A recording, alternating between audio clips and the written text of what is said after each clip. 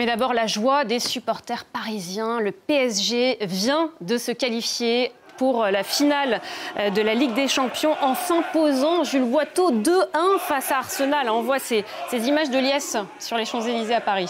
Ouais, des images de liesse qui sont à la hauteur de la joie des supporters parisiens, on l'imagine, qui retrouvent la finale de la Ligue des Champions après une première finale qu'ils avaient perdue malheureusement pendant le Covid. C'était en 2020, défaite contre le Bayern Munich. Ils l'ont fait, les Parisiens, ils ont réalisé l'exploit d'aller se qualifier face à Arsenal en remportant les 2 matchs des demi-finales, et ils retrouvent donc la finale de la plus belle des compétitions européennes. Et pourtant, que ce fut dur face à Arsenal, les Parisiens qui ont énormément subi pendant toute la rencontre. Il s'en est fallu d'un grand Gigio Donnarumma, le gardien parisien, pour que les Gunners ne trouvent pas le chemin défilé pendant une grande partie de la rencontre. Et puis on a senti un déclic dans le match vers la 20e minute sur une frappe de Kvaratskhelia qui allait mourir sur le poteau d'Arsenal.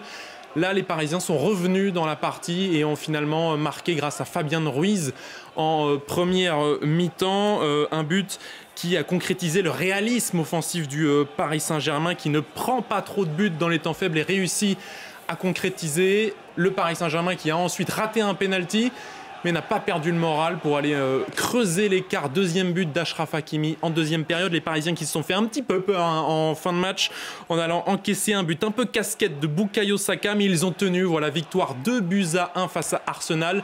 Direction Munich à la fin du mois de mai pour retrouver l'Inter Milan, comme vous le disiez, pour cette finale que les supporters que vous observez, on l'imagine, espère gagner cette fois-ci. C'est la deuxième finale de son histoire en Ligue des Champions. Exactement, deuxième finale pour le PSG, 7e finale de l'histoire du foot français pour les grandes compétitions européennes. On en reparlera plus en détail dans quelques minutes. Oui, tout à l'heure, on vous retrouve.